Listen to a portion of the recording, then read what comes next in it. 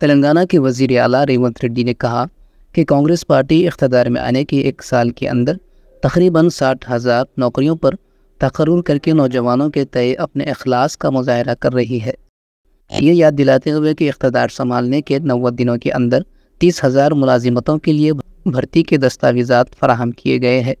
उन्होंने कहा कि मुख्तलिफ महकमों जैसे DSC, ग्रुप 1, 2, 3 वगैरह में मज़ीद 30,000 आसामियों को पुर करने के लिए नोटिफिकेशन जारी किए गए हैं और इम्तहानात मुनक़िद किए जा रहे हैं। चीफ मिनिस्टर ने Telangana fire service civil defence training institute में फायरमैन पासिंग आउट परेड का जायज़ा लिया और उनकी सलामी ली।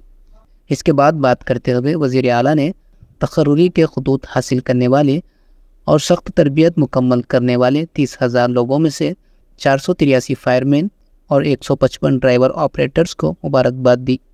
उन्होंने कहा कि उनका ख्याल आवाम की उमंगों को पूरा करना, उनकी तजावीज़ पर अमल करना और हुकूमत को आवाम के ख्यालात के मुताबिक चलाना है।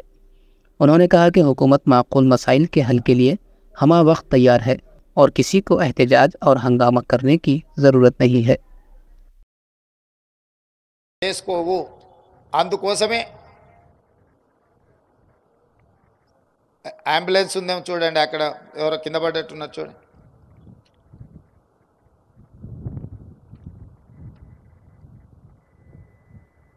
అందుకే ఈరోజు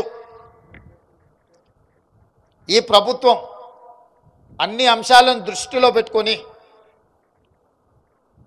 మీకు ఉద్యోగ భద్రత కల్పించడమే కాకుండా మీరు చేసిన శ్రమకు మొదటి తారీఖు నాడు మీ జీతభత్యాలు చెల్లించడానికి ఒక స్పష్టమైన నిర్ణయంతో ముందుకు వస్తుంది. 30,000 ఉద్యోగాలు 90 రోజుల్లో నియామక పత్రాలు ఇవ్వడమే కాదు, ఇంకొక 90 రోజుల్లో ఇంకొక 30,000 ఉద్యోగాలకి ఇవాళ నోటిఫికేషన్లు ఇచ్చినాం.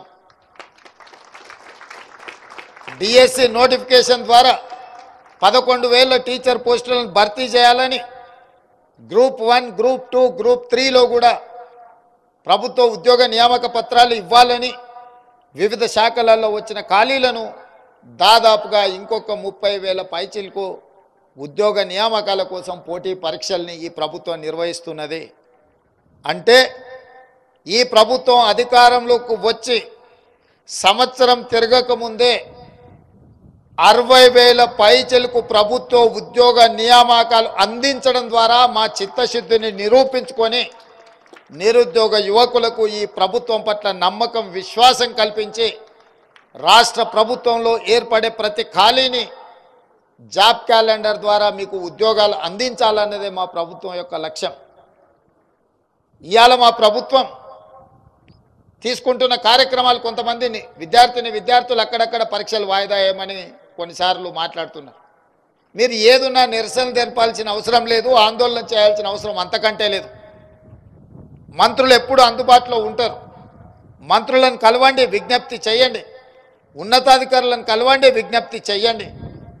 తప్పకుండా మీరేమైనా సహేతుకమైన సమస్యను ఈ ప్రభుత్వం దృష్టికి తీసుకొస్తే ఆ సమస్యని పరిష్కరించడానికి మీ అన్నగా, రేవంత్ అన్నగా ఎప్పుడు మీ పట్ల నిబద్ధతతో పనిచేస్తా అని చెప్పి నేను ఈ సందర్భంగా తెలియజేస్తున్నాను.